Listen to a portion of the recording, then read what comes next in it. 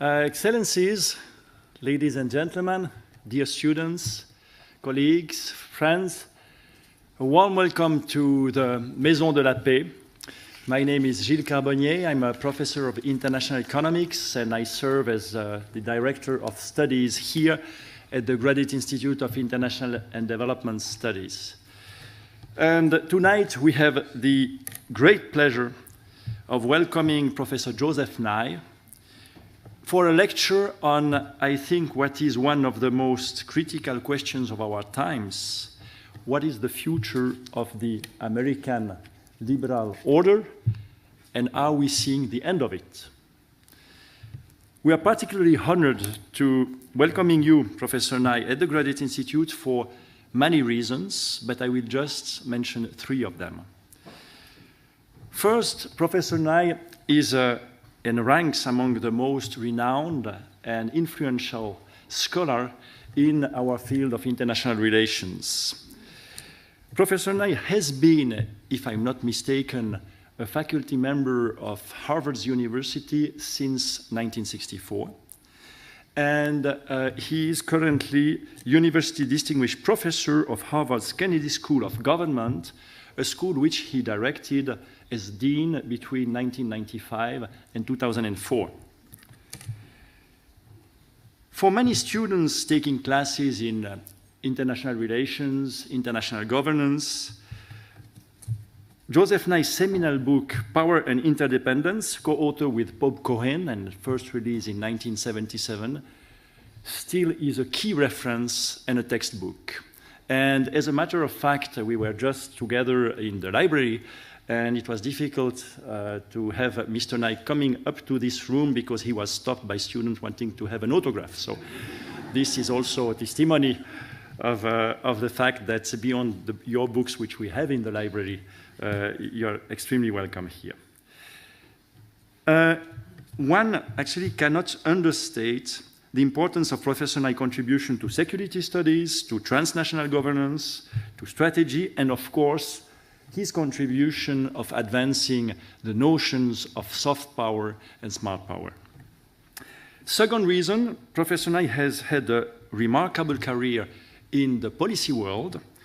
He has served as Deputy Undersecretary of State in the Carter administration. He was chairman of the National Intelligence Council and subsequently Assistant Secretary of Defense in the Clinton administration, among many others. Third, I wish to stress that Joseph Nye is a longtime friend of the Graduate Institute. Indeed, he spent a year here in Geneva as invited professor of the Graduate Institute by the end of the 1960s. And I think that we have the chance to have with us a few friends from these good old days in the audience. So you are most welcome. Professor Nye, on behalf of Philippe Burin, the director of the Graduate Institute, I thank you very much for having accepted our invitation, and we very much look forward to listening to your lecture. So you have the floor. Thank you.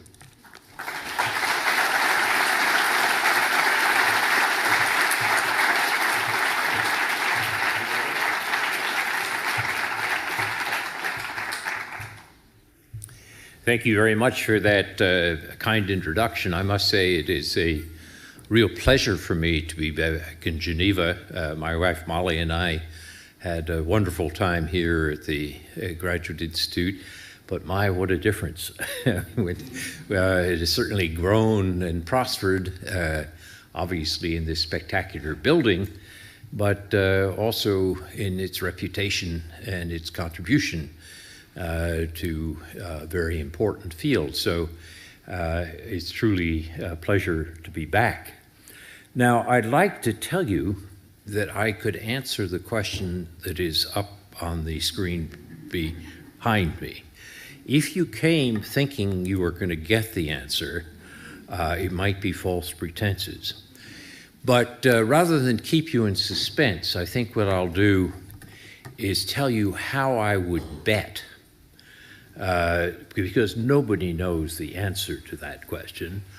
If I were to make a bet, I would bet that the answer to that question is no, but I wouldn't bet the mortgage of my house on it. So that's a preview of how I will try to analyze the extremely important question that we're facing. Now, in one sense, it's an easy question to answer. Everything comes to an end. So obviously, an American order that we've seen since 1945 is going to come to an end. The key question, of course, is when. There's a wonderful story about a British statesman of the 18th century, Horace Walpole, who, when the American colonies became independent, lamented, he said, "Woe is Britain, we are now reduced to a miserable little island like Sardinia." I hope there are no Sardinians here, but in any case, this was on the eve of Britain starting its most important century, which was fueled by the Industrial Revolution. So I say that merely to remind us that we need to be humble about predictions about what we think is going to happen. When we talk about human beings as organisms, we can get a fairly clear sense of a trajectory and what it means to decline or come to an end and so forth. I can assure you, without any fear of contradiction, that given the dates you just heard in the introduction, I am in decline. But I can't assure you about a country being in decline or an order being in decline. And that's why it's worth going through the exercise that I intend to try to structure for you, which is not so much to answer this question as to help you how to think about it, to get a more intelligent judgment or to make your own bets. Now, first of all, it starts with a baseline which is accurate. And very often people say that, we're in extraordinary disorderly times today. We've never seen anything like this. Well, in fact, that's not true. As Henry Kissinger points out in his recent book on world order, there's never been a truly global world order. And people who go back and say, but, weren't we living in an age of American hegemony for the last 75 years? The answer is no, not really. At best, it was half hegemony. If you ask about the international order that the Americans helped to structure after 1945, it did not include China, did not include India, did not include the Soviet Union. There's more than half of the world right there. So it was a set of like-minded countries which were obeying a set of rules and structuring a set of alliances, but this view that the world order was an American hegemony is again a bit fictitious. And unless we have a clear baseline, it's going to be pretty hard to get an idea of how we judge where we are today. But I think you can raise a question, a legitimate question, which is whatever you call the last 70 years or so, are we at an inflection point? Are we at a turning point in which we're seeing something which will look 10 years from now as a major beginning of a decline or a major point in history in which we'll say, aha, that was it? For example, my colleague Larry Summers, former Secretary of the Treasury, distinguished economist, had a piece in the Financial Times last week in which he said the big question that arose after Donald Trump withdrew the United States from the Paris Climate Agreement was whether this was an inflection point in history or whether it was a temporary aberration. And Larry is not alone on this. If you look at the writings of such distinguished columnists and observers as Martin Wolf or Philip Stevens, then you'll see very similar opinions expressed. Now, how do we go about thinking about this? How do we structure our thought to try to answer this question other than hunches and guesses.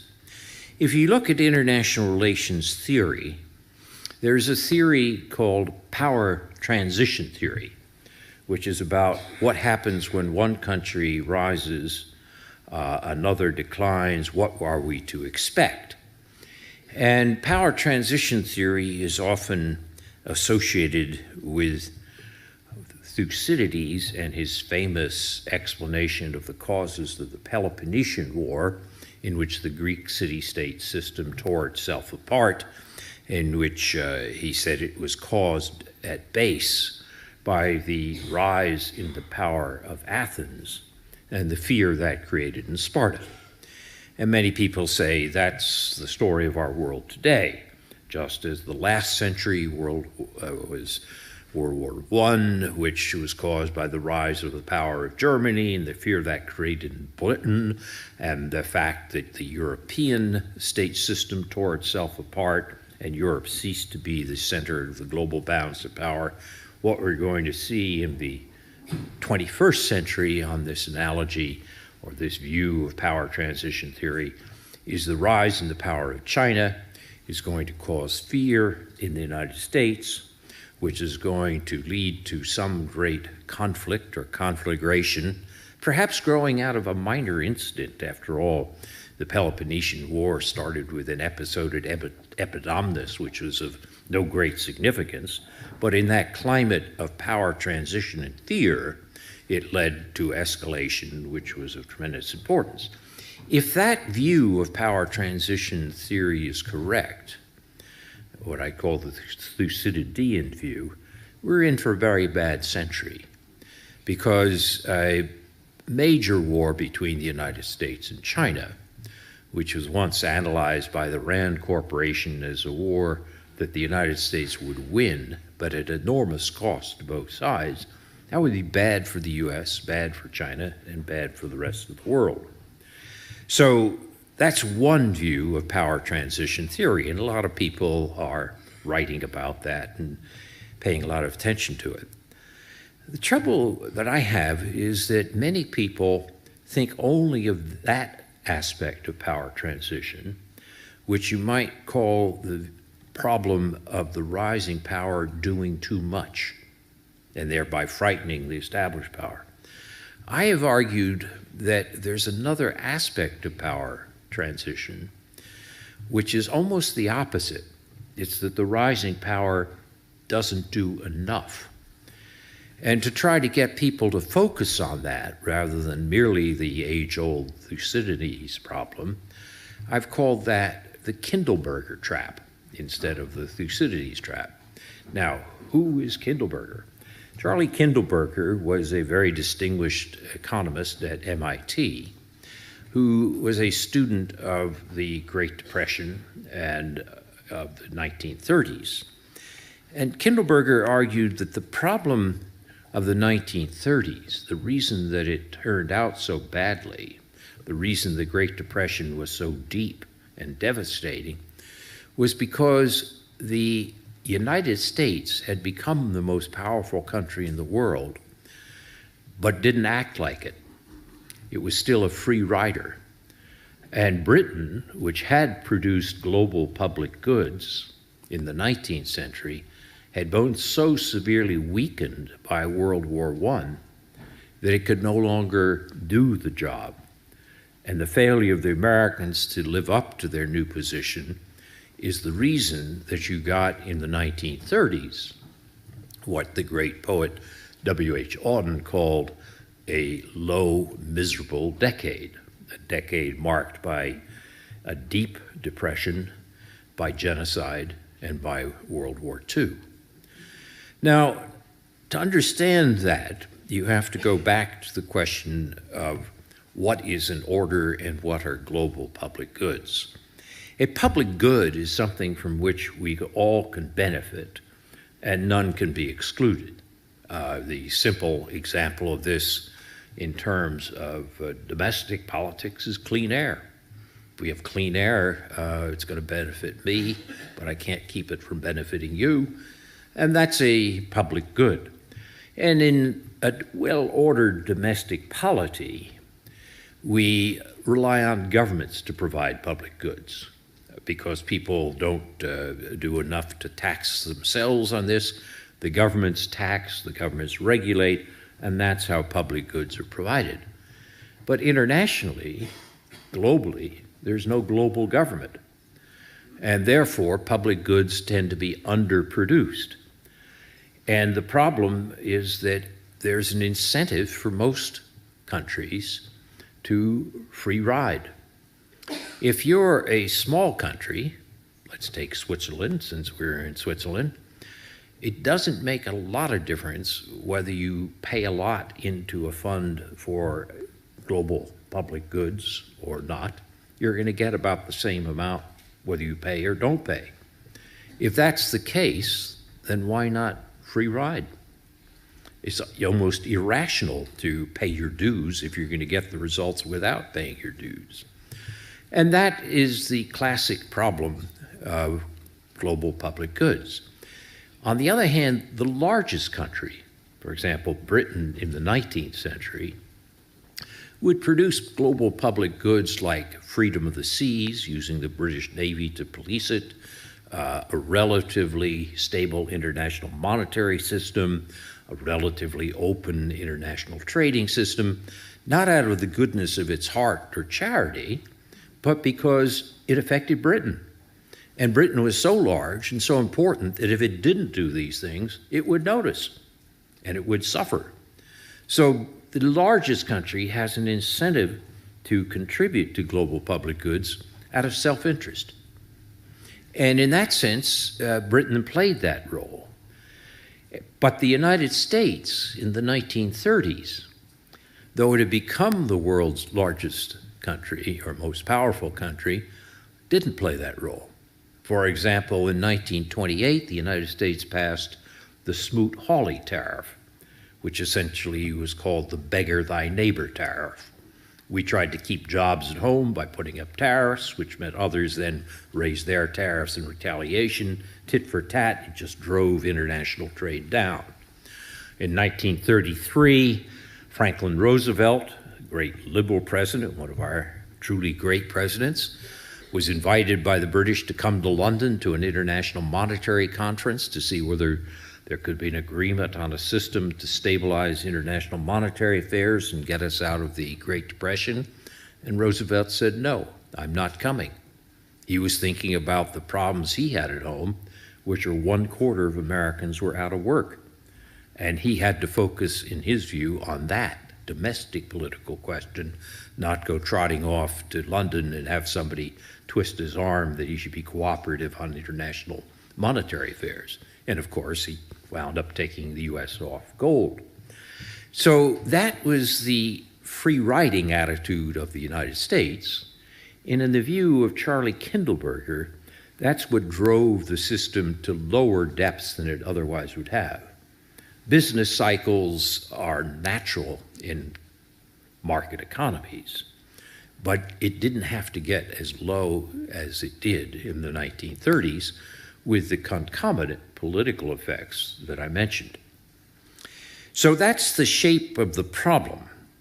And the question then is, we ask about the role of China and the rise of China, is whether China is going to fall into a Thucydides trap, creating fear which will lead to war, or is the greater problem that China will fall into a Kindleberger trap, acting like the US did in the 1930s and trying to be a free rider after it's gained sufficient size that it should be participating in the production of global public goods, or what former World Bank President Robert Zoellick called a responsible stakeholder.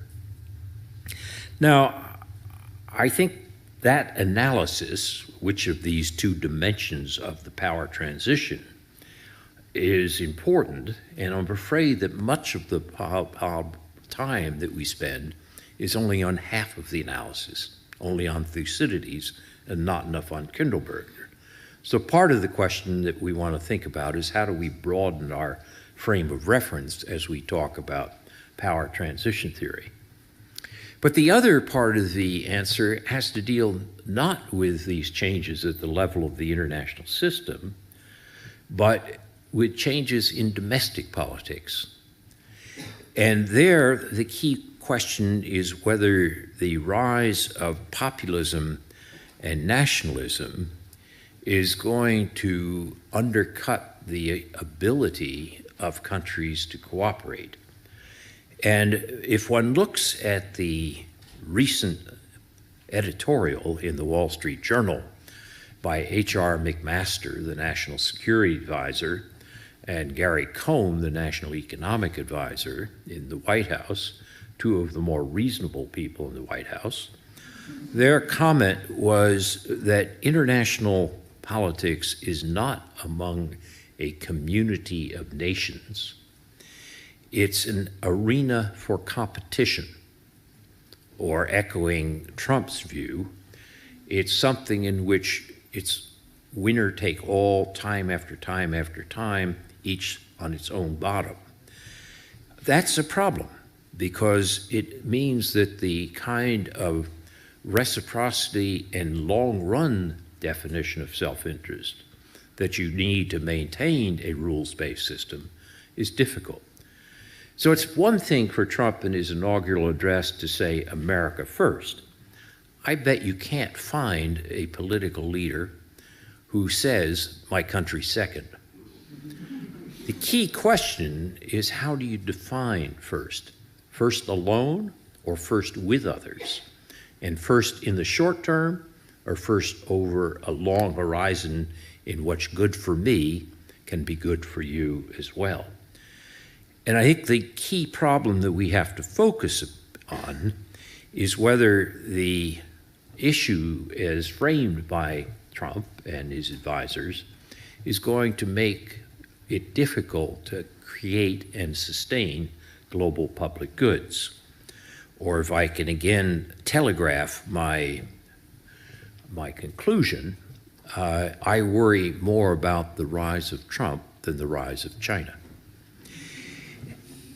Let me then say a little bit about how we got where we are. There is a view, for example, expressed by Edward Luce, a columnist from the FT, Financial Times, that in his words, the 1945 system is over because the U.S. is in decline. So on that view, the U.S. becomes the largest economy in 1900. It becomes the most powerful country in 1917 when Woodrow Wilson sends 2 million Americans to fight in Europe. But then the Americans go home, and in the 1930s, we have what I call the Kindleberger trap. And in 1945, Harry Truman and his colleagues say, you know, that was a mistake. We can't do that again.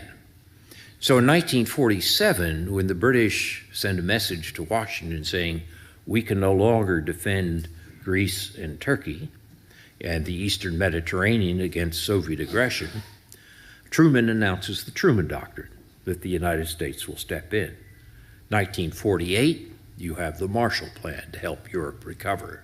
1949, the creation of the North Atlantic Treaty Organization.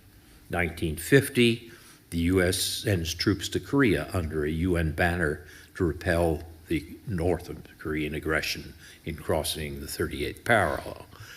And that basically has created a structure of security which has lasted for 75 years. If you think about it, unlike World War I, where we brought the troops home, the troops are still there in those places.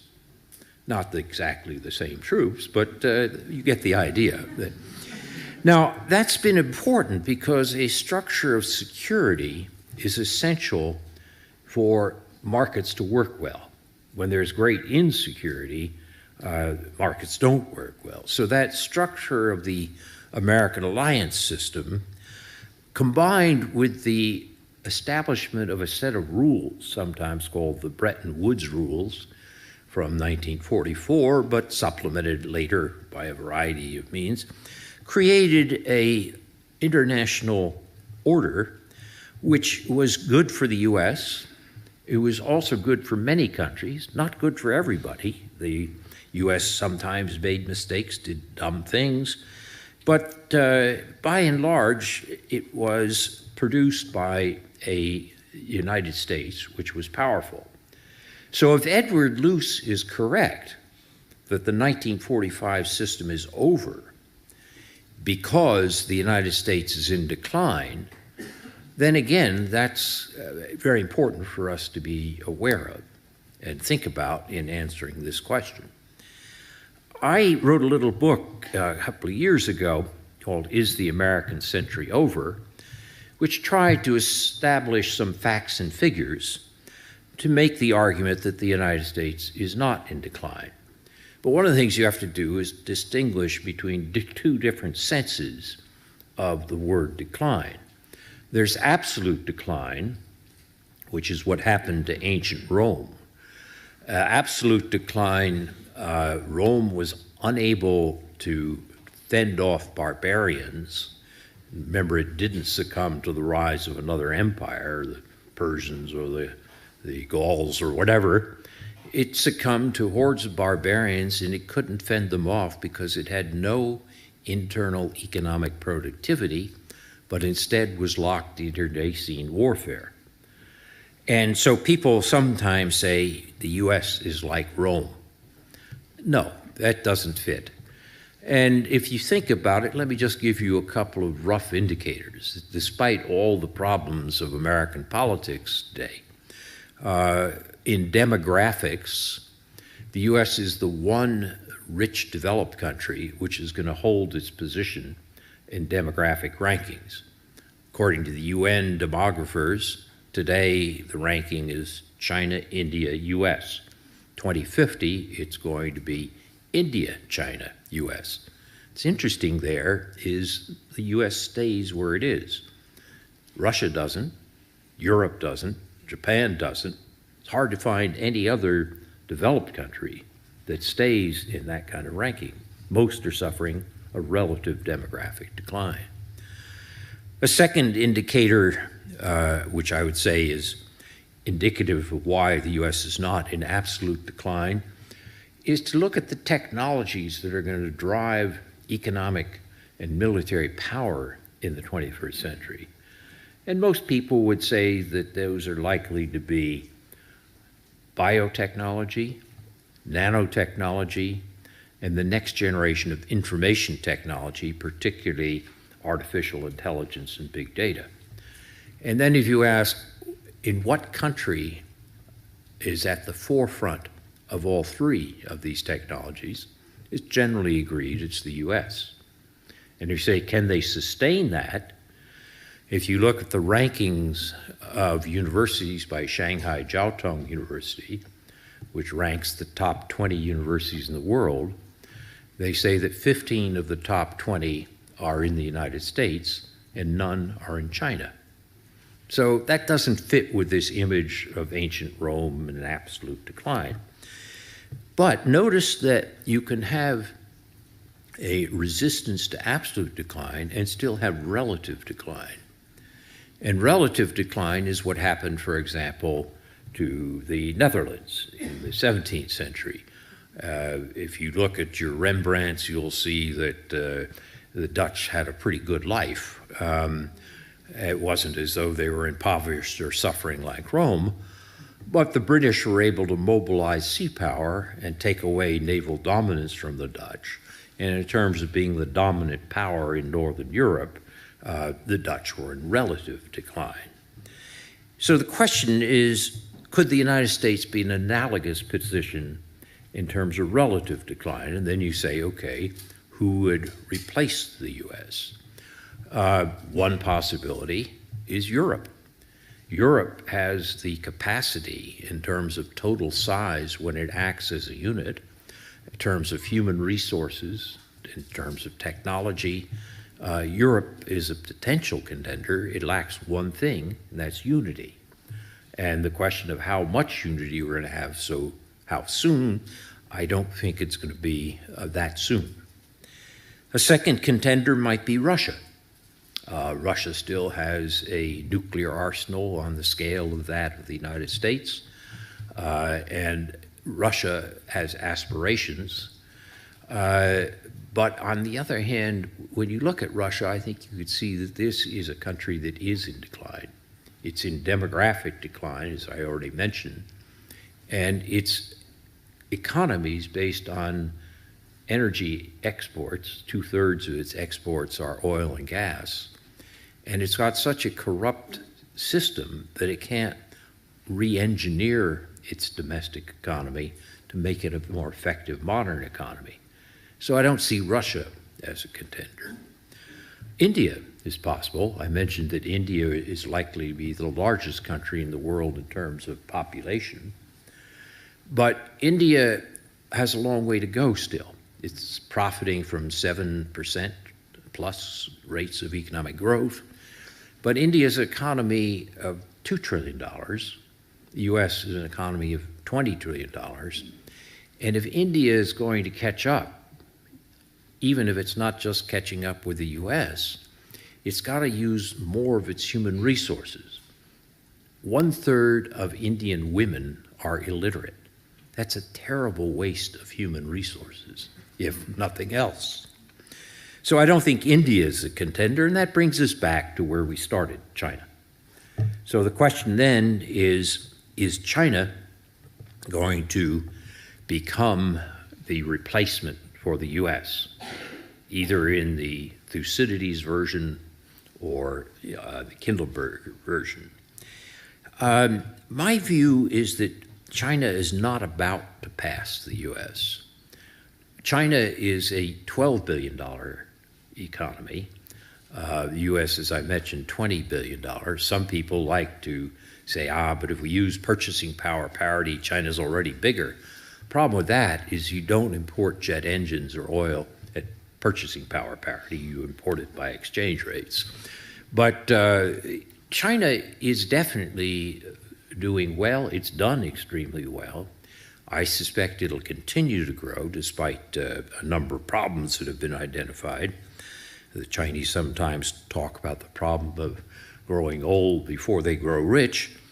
But the problem is not one where I think China is going to be quickly passing the US. China, as I said, may pass the US in total size sometime in the 2030s. In per capita income, it'll still be roughly a quarter of the US as it is now. And that's a measure of the sophistication of an economy. And in terms of military power, while China has been greatly increasing its military budget, it's still only 1/4 of the American military budget. And in terms of soft power, where China has been placing a great deal of emphasis on the power to attract rather than coerce and pay, China has problems. One is it can't fully unleash the talents of its civil society. And the other is it has a lot of territorial conflicts with neighbors, which make it look threatening. The net result of that is the Portland consultancy, which does a index of soft power that it calls the Soft Power 30, which it produces annually, ranks China about 28th on soft power, not about to pass the US. Now, why is that of some importance? It's importance because it means that we probably don't have to worry that much about as much about the Thucydides trap as people think. When you go back to the example of Britain and Germany on the eve of World War I, it's worth remembering that Germany had already passed Britain by 1900. So Germany was not just on Britain's heels, it was overcoming. If the numbers that I gave you tonight, and which are at greater detail in this book, Is the American Century Over? If those numbers are correct, China's not just about to pass the US. If that's true, we have time to manage this relationship. We don't have to succumb to fear. And if you go back to the original proposition by Thucydides, remember it had two parts: the rise in the power of and the fear it created in. We don't have to succumb to that fear because it's not something which is about to lead to overcoming or overpassing. So that pushes us back into this question of, will China become a responsible stakeholder? Will we avoid the Kindleberger trap? And I'm going to submit to you that actually the prospects for that are reasonable. If you look at China, China has tried not to overthrow the liberal international order, but to benefit from it. John Eikenberry, the Princeton political scientist, has made this point. He said, unlike, let's say, Nazi Germany, which is a revisionist power, which wanted to overthrow the system, so to speak, to kick over the table, China wants a seat at the table and wants to win more at the table for China, naturally, doesn't want to destroy the table because it's actually doing pretty well at the table. So in that sense, Xi Jinping, when he addressed the World Economic Forum at Davos in January, said that China had a strong interest in preserving the open international trading system. Donald Trump may have pulled out of the Paris Climate Accord. Xi Jinping has not. And if you go back to behavior of China before 2016, you'll notice that China has been able and willing to cooperate on global public goods. China and the US were at loggerheads in 2009 on climate issues.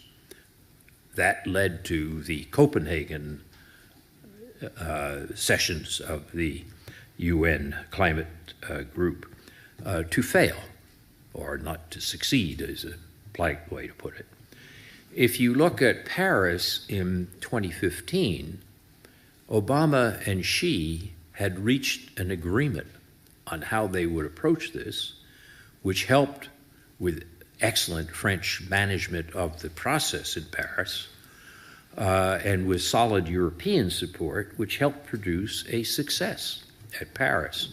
So from 2009 to 2015, China and others went from being free riders to setting up a framework for producing global public goods in the climate area.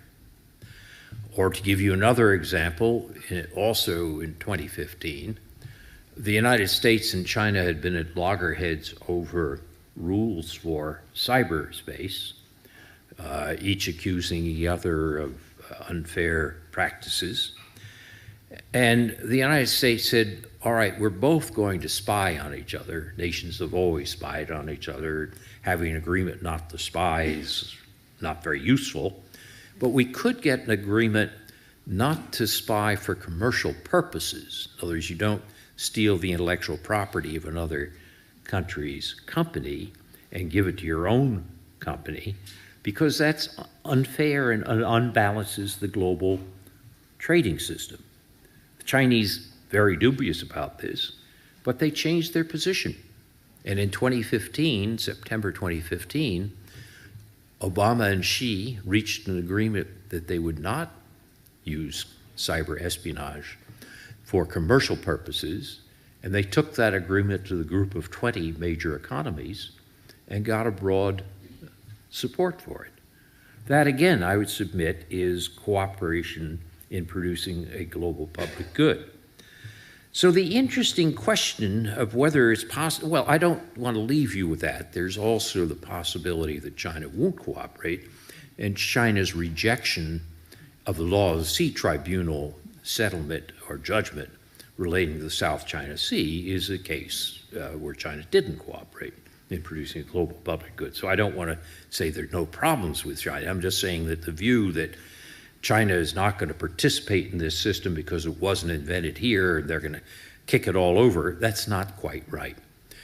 And there are prospects that we can avoid the Kindleberger trap.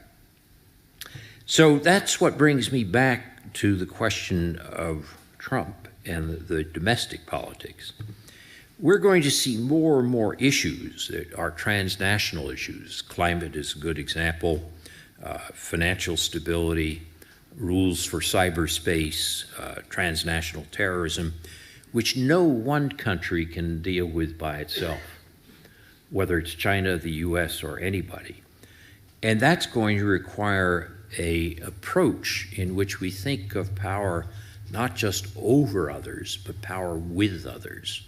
In other words, if we're going to deal with climate, I just used that example, it's going to be joint work, not one coercing another. And many of those issues, like climate, financial stability, or the internet, can't be solved by military means. They have to be networks and soft power and cooperation. I've given you evidence of why I think China can be recruited to cooperate, though it's imperfect evidence. But I also have this evidence that I gave you earlier, is the question of whether the United States will continue to cooperate, based on some of the statements by the Trump administration. The Trump administration, when it announced its international affairs budget, called it a hard power budget. And basically, it cut funding for the State Department and the UN by about a third. And they found this a matter of some pride. But it's worth noticing that one of the people who dissented from this position was General Mattis, the Secretary of Defense, who said, if you starve the State Department, you're going to have to buy me more ammunition. And he said, let's remember that the United States has the power of intimidation, but it also has the power of inspiration, and that is soft power. So, ironically, the general in charge of the Pentagon understands that better than the civilian in charge of the White House. What we don't know is how long the Trump administration will continue the attitudes it has now. Sometimes people look at the 2016 election and say, this is a wave of populism that is sweeping away the global international order. But it's important not to overinterpret the 2016 election. What we do know is that Trump was not elected by the majority of the American people. He was elected constitutionally, but by 46%. We also know that if you look at the 2016 election and the actions that Trump has taken, like the withdrawal from Paris, that they're actions which are basically to appeal to his hardcore of populist support, which some estimates have said are about a quarter of the population. And he's gone for appealing to this base rather than broadening his base. And that's led others to say that maybe that means that he will not be a two-term president.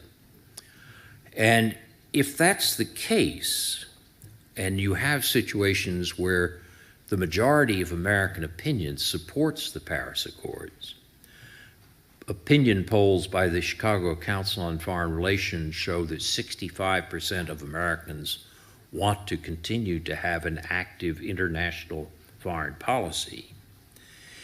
And if you realize that in terms of financial capacity, the United States spends about 4% of its gross domestic product on defense and foreign policy, and that's less than half of what it used to spend at the height of the Cold War. There is a capacity there, both in public opinion and economics, for the United States to continue this order that we've seen since 1945. But what we don't know is what will happen when you have a very idiosyncratic and unpredictable man in the presidency. And that's why I'm very reluctant to bet the mortgage of my house on this.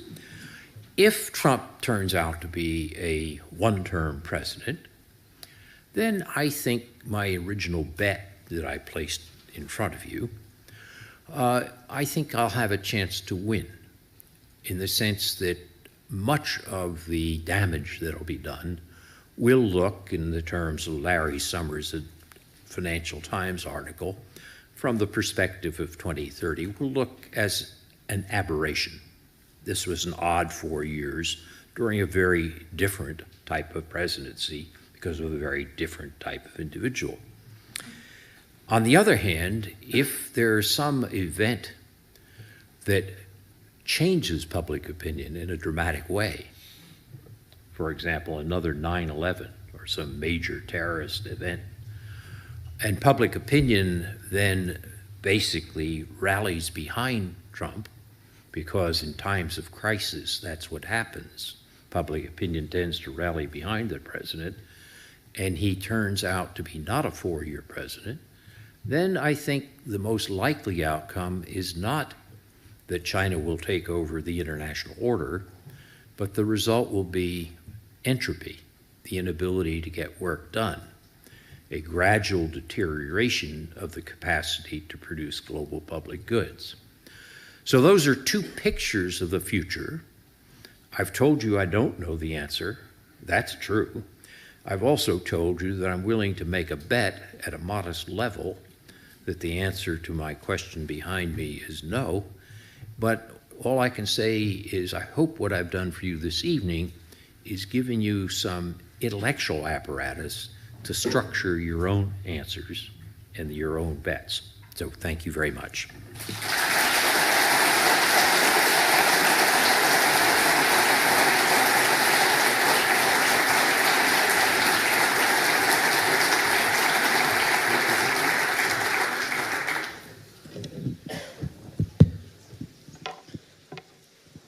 Professor Nye, thank you very, very much for a dense, rich, thought-provoking, and very clear lecture.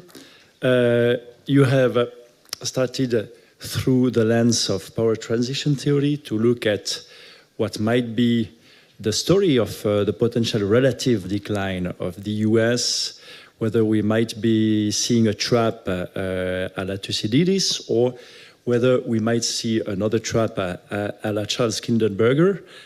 And we have now time for a conversation with the audience, and I will abuse my position to ask the first question. We are here in Geneva, as you know, very attached to multilateralism in the number of areas, including, of course, human rights and trade. And 2 weeks ago, we had here the US ambassador to the UN here in Geneva. And the question was, what next in terms of the US position and work, for instance, within the Human Rights Council? And my question is, do you think that even if we see a one-term Trump regime, do you think that the changes that we have been seeing in terms of investment in an open multilateral trading system and the investment of the US and leadership in the multilateral human rights system might go unaffected, or do you think that we are seeing a real change which will perdure even if we see a change after this first term? Well, that's a very important question, and I think it may not be as dire as it first looks, because Trump has a very idiosyncratic style of leadership, which is to stake out outrageous positions or difficult positions, but then to move off them, and it doesn't bother him about being inconsistent. So, for example, in the campaign, he said he was going to declare China a currency manipulator on day one of his administration and slap 40% tariffs on China, which would have been pretty devastating for an organization just down the street here. He hasn't done that. Day one is long past. And he said in the campaign that NATO was obsolete, but 2 months into his presidency, NATO was no longer obsolete by his statement. He has said that he was going to move the American embassy in Israel from Tel Aviv to Jerusalem. It hasn't happened yet. So there's a lot that we don't know about what will happen. He was going to tear up the Iran nuclear agreement.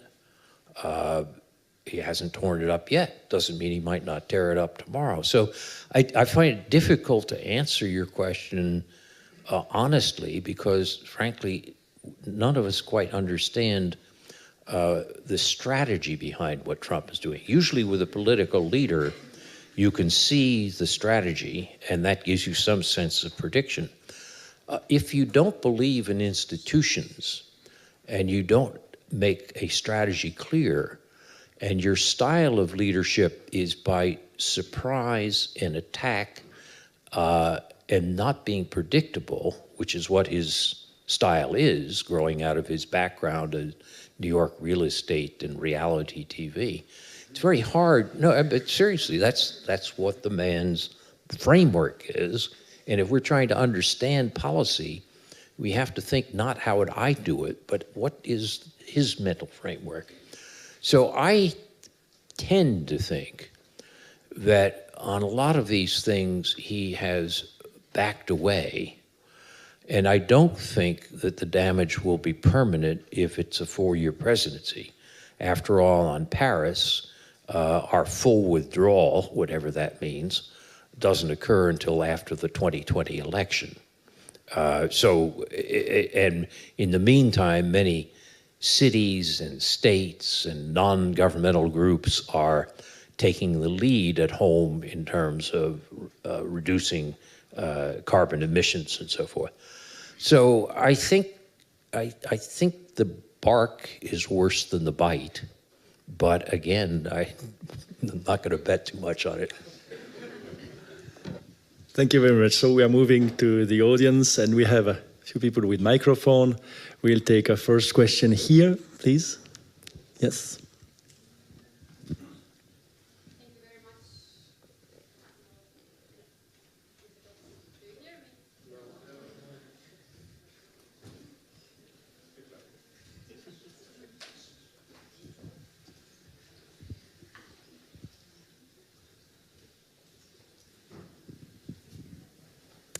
Thank you very much, Professor Nye, for this rich debate. I would like to shift the debate a little bit towards multinational organizations and actually companies. How do you evaluate the role of companies in this power transition? Do you think they have been doing enough in terms of protecting the global good and preserving the welfare of the labor, most importantly? And would you expect in the next 5 years a global resistance movement similar to late 1960s, maybe with participation of some of us in this room? Well, maybe with yourself as well.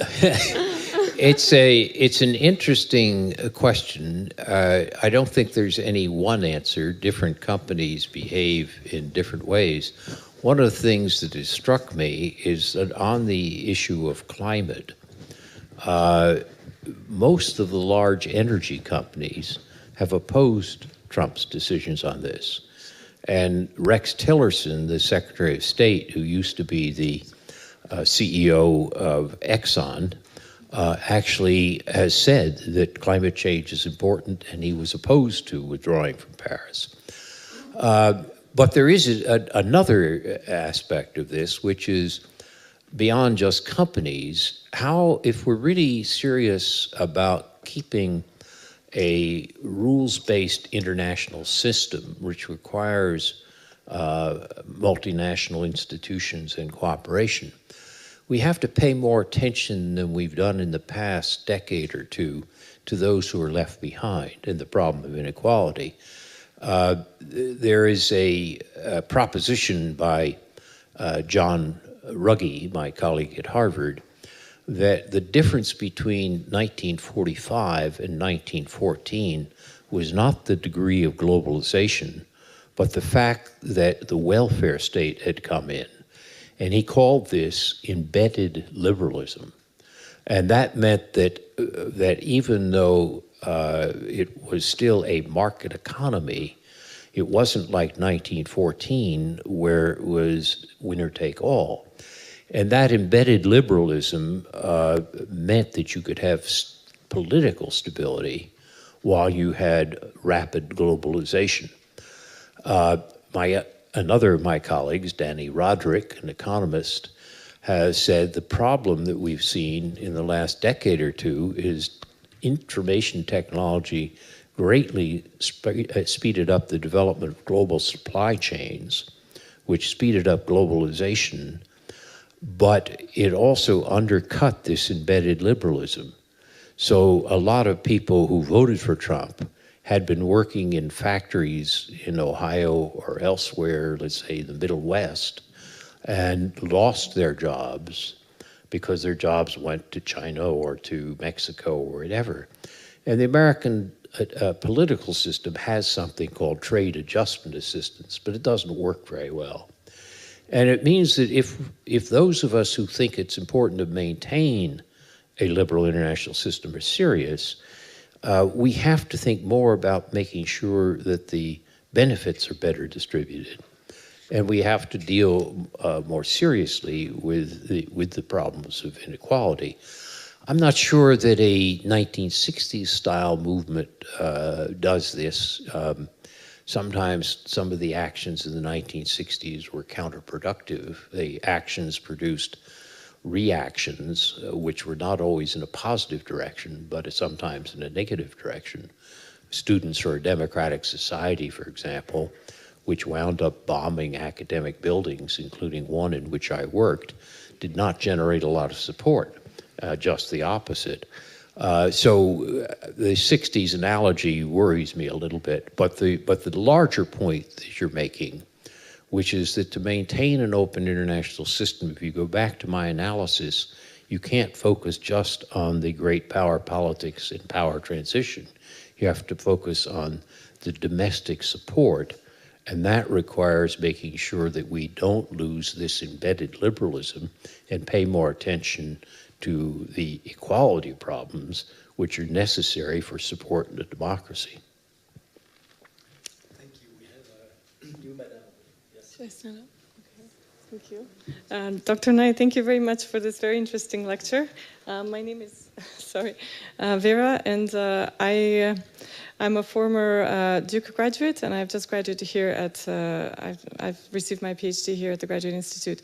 I'd like to focus on soft power, which is one of your, which you coined this word and this term, and I strongly believe in it.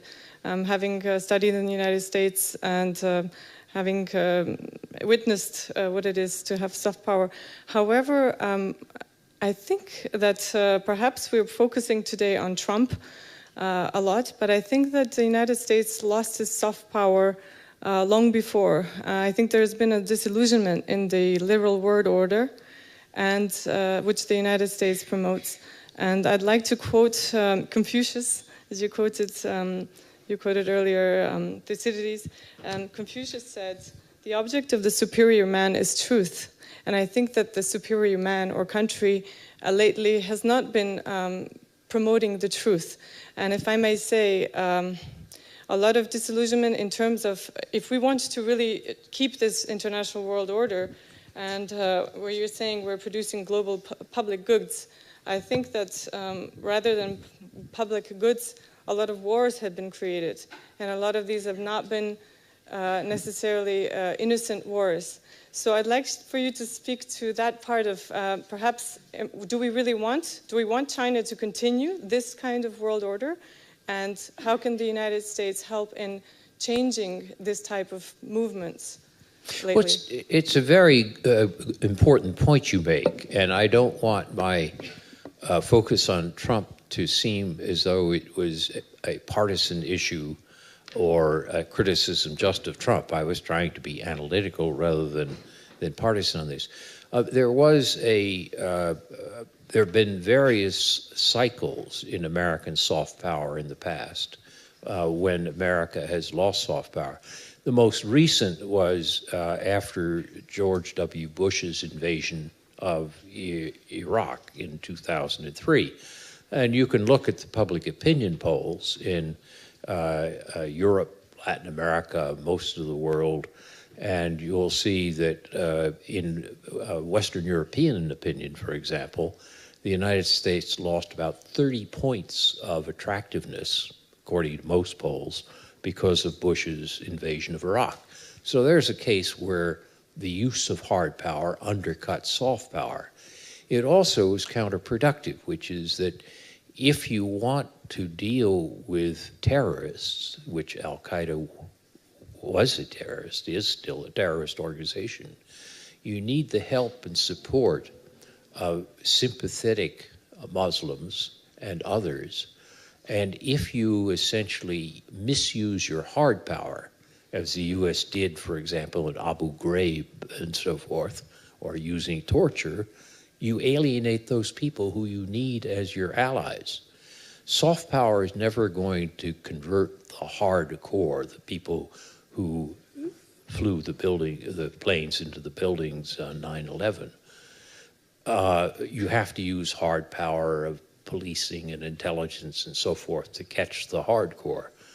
But soft power is essential to deal with the surrounding environment in which these people operate. And if you alienate rather than attract the rest of the community, then you are undercutting your hard power. Bush didn't understand that, and he, I think, had a very bad effect on American soft power. But before I conclude that, I want to point out that a lot of what soft power of a country comes from its civil society, not its government. And remember that in the 1960s, the American war in Vietnam, to go back to your point about unjust wars, the American war in Vietnam was very unpopular. People were marching in the streets all over the world protesting the American government policy in Vietnam. But what's most interesting is that the song they were singing was not the Communist Internationale of Ho Chi Minh. It was Martin Luther King's "We Shall Overcome." So in other words, at the same time that the US government was wildly unpopular, the US civil society was able to generate ideas that were able to attract people. This relates to the comment that the woman made earlier about we don't want to think too narrowly just of government actions, but also where is civil society on this. And so I take your point. I think you're correct, but I think if you put it in that perspective, you can see that it. I think we're going to lose soft power under Trump, but I also think we can regain it again. Thank you for Professor Nye. My name is Antonio Donini. I look at these issues from a humanitarian perspective, which is slightly different. And I'm wondering whether you would answer in the same way you answered if the question was slightly different. And the question was, are we seeing the end of the American rule-based order? Because there's an argument that many of the rules around which this order has been based since the end of the Second World War are now falling apart. You have many more wars where you have international humanitarian law free zones or human rights free zones. You have not only the attitude of the Trump administration, but Brexit and the sort of end of the European dream or the decline of the European dream. You have many other instances where multilateralism, which has gone through a period, it seems to have reached the end of an arc, and now other things are happening that are not multilateral. They're minilateral or they're bilateral. And so I wonder if what we're seeing is not so much the decline of the American economic and political and soft power, but a shift in the way in which the order, if there is one, is being conceptualized. Well, that's very interesting, because as we look at the liberal international order, we assume that the economics, the global commons and values like human rights coincide, and they may not. They may vary differently. But I think, and so let's go back before Trump so that we can avoid the current problem, and ask whether there was a decline in multilateralism before that. I'm not sure. I mean, if you look at the two cases I mentioned, the climate accord, there was progress on multilateralism there. If you look at rules for the internet, which is something I've been trying to think about, what's interesting is that the majority of nations have agreed in the context of the UN group of government experts, which is all the major cyber-capable countries, that the laws of armed conflicts, which is you don't attack civilians, will apply in cyberspace. So it's not just that you don't bomb a Red Cross hospital, though there are always violations, but that's still a norm. There's an effort to spread this norm into cyberspace. And the UN GGE report is a preliminary and early phase, but it's interesting to me that that it has moved in the direction of trying to introduce multilateral cooperation into a very new and difficult area. So leave aside Donald Trump and just ask whether the trend you're describing was there before 2016. I'm not convinced. And I think there's some areas where we've fallen back, some areas where we've made progress, but I don't think we're really backing away from a rules-based international system. Professor Andonova. Thank you, Joe, for this fantastic reflection on the future of the liberal order. When I read the title, I thought, I hope not. And you made excellent analysis based more or less on great power politics and the supply of public goods and institutions. How about transnational politics, about which you wrote in the 1970s and onwards? I mean, at that time, the outlook of transnational politics was relatively positive. NGOs, epistemic communities, governance networks, and so on and so forth. Increasingly, however, transnational networks are a direct threat both to liberal ideas and to the liberal order and to security, including human trafficking, drug trafficking, cybercrime, terrorist networks. And to me, this is a significant threat to the liberal order. And how does this fit with your analysis? Well, you are an expert on this, and so I would take your judgment on it, but I would say that transnational networks, some are good and some are bad, as you mentioned. Al-Qaeda is a transnational network. It's not a good network from my value point of view. But there are other transnational networks which have been very important. If you look at the transnational networks that support the analysis of climate science, that's been extremely important. If you look at the transnational networks that have sustained the ability to maintain a global domain name system for the internet, so that the internet doesn't fragment, that's largely transnational. There is the ICANN, the Internet Corporation for Assigned Names and Numbers, but beneath the ICANN is the ISOC, the Internet Society, and beneath that is the International Engineering Task Force. And those are the people who actually work the protocols to make sure that cooperation continues. So those are two examples of very beneficial transnational networks on two very important issues, climate and cyber. But you're right, there are other transnational networks which are very threatening. And so I don't think we can say all one or all the other. I will now give the floor to Dawei, but just briefly introduce him because he happened to be one Chinese student benefiting from the joint agreement between your alma mater and ours. Good.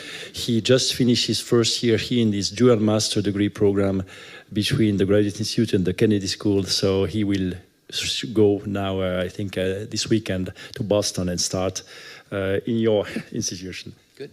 Thank you very much for the introduction. And yes, indeed, it's a very privileged to listen to your lecture even before my enrollment in Kennedy School. And thank you very much. I come from China, and I do have a question about China. it is still about your point of soft power.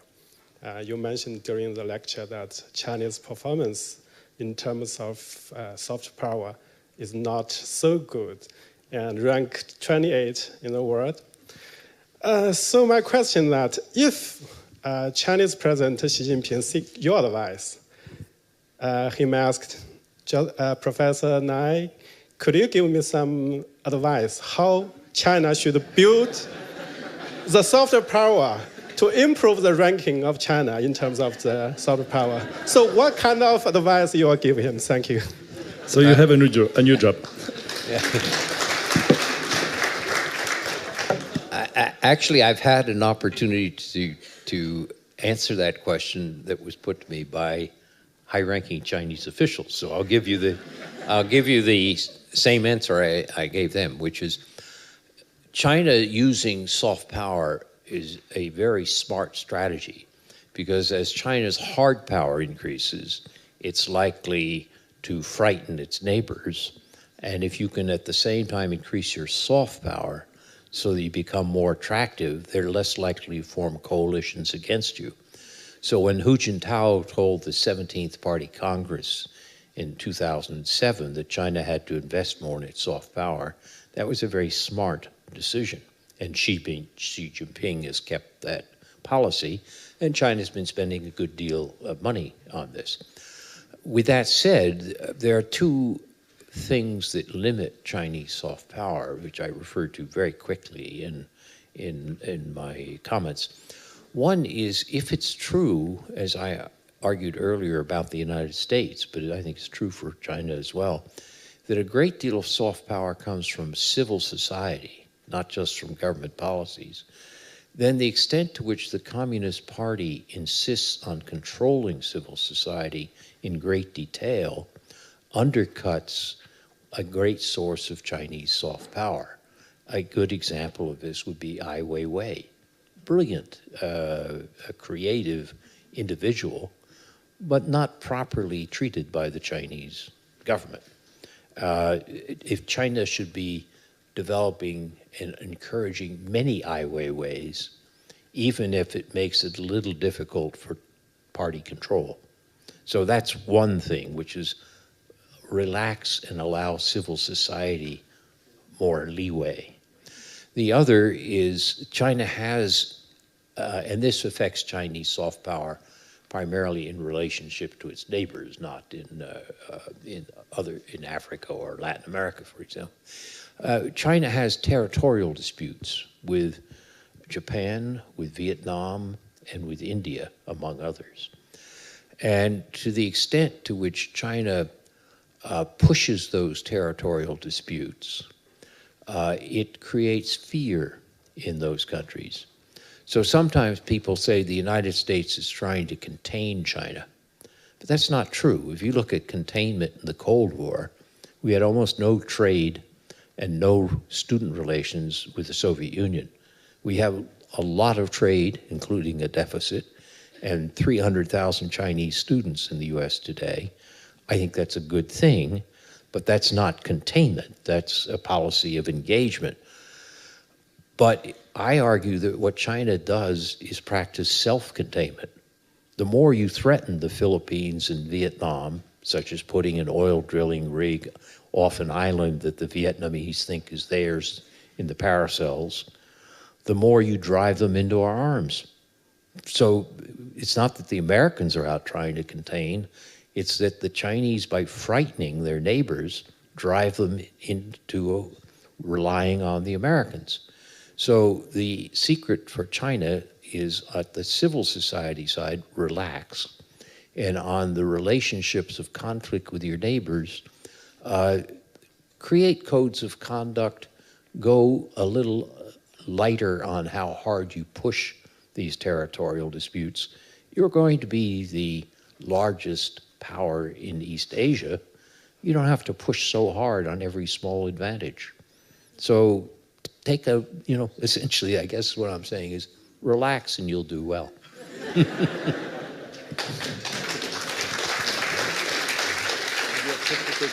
Sure. So, Professor, I accept to take one more question, please. Thank you. If you allow, can I raise two questions briefly? Thank you so much, Professor Nai, for your fascinating lecture. My name is Xian Hong. I'm a Chinese binational, but I assume myself as a global citizen. As Chairman just mentioned, here's Geneva. It's a capital of multilateral agencies, a UN system, which is a system established since 1945 as well. And since now there remains such uncertainty regarding the liberal order at the global level, would you think it's a good idea to strengthen UN agencies to take a lead to shape the global liberal order? They are here, they are empowering soft power of all the countries. So then I will see that as an opportunity for the future. And my second small question about, I appreciate your insights on the information technology. You have mentioned several issues, including the artificial intelligence, including the big data, Internet of Things. My question is, this powerful technology are slightly different from what we had before. It seems like such a revolution which is going to change everything. They're going to change the global order. They're going to change international relations. They're also going to change the concept of peace and war. So what do you think about this impact of the technology on the international relations? Particularly, do you think the cyber war is already a reality? And cyber peace should be another important subject for us to look at? Thank you. Well, those are both very good questions. Let me take them in reverse order. I think that we can imagine avoiding major cyber conflicts. I've just published an article in the journal International Security called Deterrence and Dissuasion in Cyberspace. And it asks the question of, can you create deterrence of conflict in cyberspace? And the argument is yes, but it's going to not look like nuclear deterrence in the Cold War. It's going to have several mechanisms. One is the threat of punishment. The other is what's called deterrence by denial, by raising the barriers to attack. The third is engagement, which is a mutual interdependence. And the fourth is development of norms, such as I referred to earlier. So if you want to follow this, look at the last issue of International Security, and you see my view of how, despite these radical changes in technology that cyber represents, that there still are ways that we can manage to avoid destructive conflict. On your first point, which is a good point to end on, I think, given the importance of Geneva and the Institute and multilateral institutions, I have a long-standing commitment to multilateral institutions, and including the UN system. But I think we have to be realistic that unless the large powers cooperate within those institutions, the institutions can't do it by themselves. And I think if you look at the example I gave about climate, is if you try to get 189 or 193 countries to sit around the table, and as you know, the UN process, it's very hard to get much done. If, on the other hand, you get the countries that are the major problem causers, in this case, China and the US, to reach agreement, and then to work with others to prepare the ground, then the role of the UN of opening this up for others to participate and then legitimizing the results is crucial. And that's the case of the change between Copenhagen in 2009 and Paris in 2015. You know, if you look at carbon dioxide is the one area where China is the world superpower. It's past the United States. But to be realistic about it, China and the US are the biggest problems. Unless China and the US work together and cooperate, and then also with India and others. But unless we work together, the idea that you can do it just by votes of 189 or 193 countries, it's not going to work. So a proper assessment of multilateralism is that it's a way to get large powers to look at their long-run interest, because as Robert Axelrod, as the professor at the University of Michigan once put it on the evolution of cooperation, you can avoid zero-sum games and tit-for-tat reductions to the lowest denominator that you have in the so-called prisoner's dilemma game if there is a long shadow of the future. A long shadow of the future means you may win this round, I may win the next round, who knows, but we're going to be playing this game together for a long, long time, and the best strategy for us to do is to cooperate. And what multilateral institutions do is, in addition to providing rules, they provide the institutional framework that creates the long shadow of the future. And that's why I worry so much about Trump's narrowness. It's not America first that bothers me. It's America first and only. And it's looking at American national interest in the short term rather than the long term. So think of multinational and multilateral institutions as crucial to creating Axelrod's long shadow of the future. Well,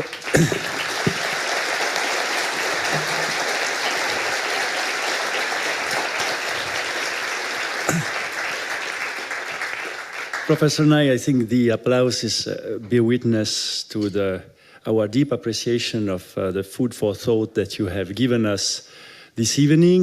This conversation now is drawing to a close. I realize that I neglected a bit the left wing of the auditorium, but be reassured that this was not politically laden. Sorry for this, but I wish really to convey on behalf of all the participants this evening our sincere gratitude for your lecture and for participating in the discussion. And I want to let you know that since you came here for a year, by the end of the 1960s, you are welcome anytime to come back as an invited professor at the Graduate Institute. And thank you very much.